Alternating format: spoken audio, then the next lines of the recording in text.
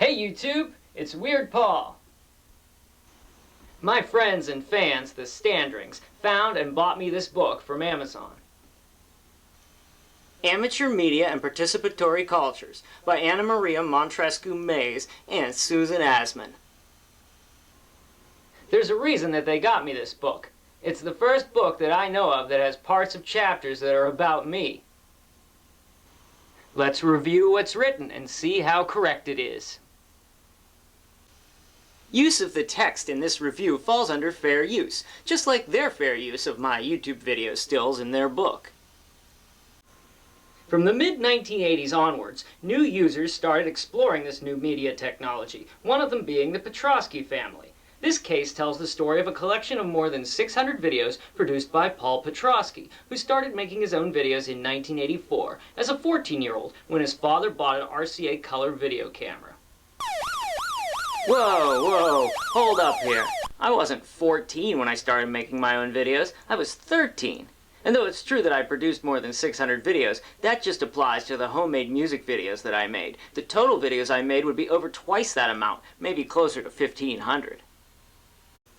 2 years earlier, the Petrosky family from Pittsburgh got their first video recorder, a Panasonic PV-1217. Oh man, that's not what it was. The VCR we got was a Panasonic PV-1270, not a PV-1217. That doesn't even exist. Young Paul immediately bought himself a VHS tape for $12 and started taping television programs. By the time the video camera entered the family, Paul had already built a modest tape collection that contained his favorite commercials, sketches from Saturday Night Live, local television footage including the weather forecast, and music videos. The arrival of the home video system represents a shift in generational use of amateur media. It shows the young teenager rather than the father having almost full control of the camera. During the first night, with the new device barely unboxed and with the room filled with giggling children watching themselves on the television screen, while the father starts recording the very first seconds with the new camera, Paul demands to be both the director and the protagonist at the same time. With the camera still recording, Paul shouts at his father as panning the living room with his newly acquired camera. "Dad, Dad, don't move that camera, Dad." Dad, don't move that camera, Dad. Back over here. With these words, Paul demonstrates his eagerness to be in the view of the camera lens. "Don't you just love this," Paul says to the camera. I just love this. Okay, now. It is also the beginning of a generational struggle regarding who is in control. Wow, the struggle was real. For instance, halfway during the first video, when Paul keeps standing in front of the camera, blocking the view of the others, his father gets angry and starts screaming, "Get away from it!" What? Get away from it! I wasn't right on top, but it was... To which Paul responds, look at me, I am a TV star." Ah, jeez, I wasn't the one who said that. It was my dad that said that. Roll the clip. Look at me, I'm a TV star, Mom!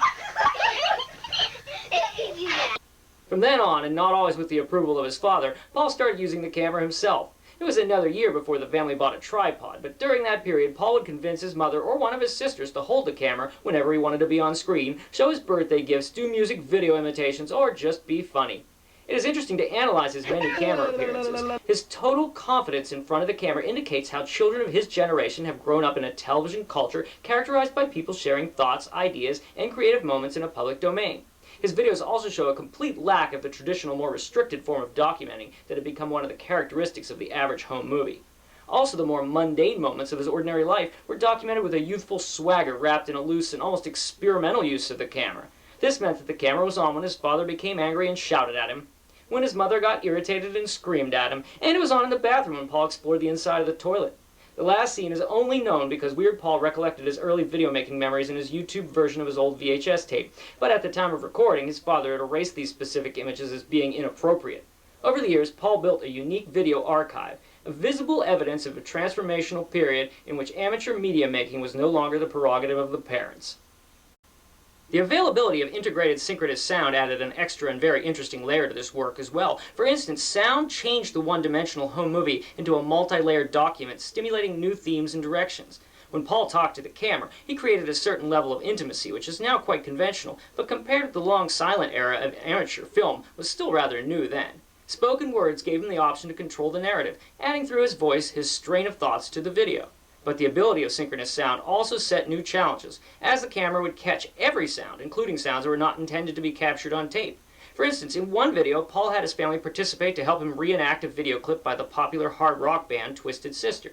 His father played a character, his brother and sister did their part, but his little baby brother just cried throughout most of the recording.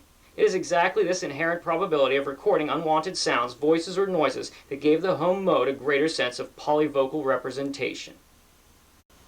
You heard it here first, polyvocal representation. The video collection of 1980s TV programs made by Paul Petrovsky, also known as Weird Paul, is a case in point. Petrovsky? There's a lot of things that I have been called that can be debated, but not Petrovsky. That never has, isn't, and never will be my name. Another interesting point is that Weird Paul did not just share items from his video archive, he also discussed the challenges of reconstructing and retracing all of his old VHS tapes. After he noticed that some of his videotapes got lost, he goes to his parents' house, rummages through the attic, and eventually retraces a missing videotape, sharing the good news with his subscribers. Whoa, stop it right there! I never rummaged through my parents' attic. My parents don't even have an attic. I never rummaged through anything. When any lost items turn up, it's my parents that find them. In this vlog, Paul starts by explaining to his viewers that the only evidence of his television recordings he owns is a handwritten list detailing the scenes and topics recorded on a 6-hour-long VHS tape. However, to his great surprise, he then discovers that some of the scenes and fragments of that missing tape have been transferred to other tapes many years ago. Sadly, as it turned out, these snippets of 1980s personal memories and pop culture were heavily damaged because Paul probably reproduced these clips one time too many. Weird Paul can perhaps be best described as a new archivist. This particular nature of Weird Paul's practices most clearly emerges in a conversation with my 13-year-old self.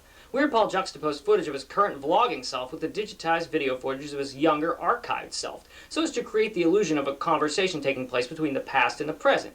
It is uncanny, nostalgic, and funny, but also proves to be an interesting experiment that goes beyond the idea of the archive as a storage space, as it does create new types of reuse of the archive, adding new forms of temporality and performativity, while challenging the idea of an archival document as a fixed object, but rather seeing the archive as an experimental encounter.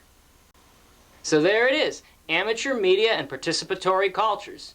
And just remember, don't believe everything that you read. A siren isn't always going to go off to alert you when it's incorrect. This textbook is available on Amazon for $26.90. Not something that I could afford, so thanks so much to the Standrings for buying it for me. I'll see you soon with more memories. Thanks, YouTube. Thank you.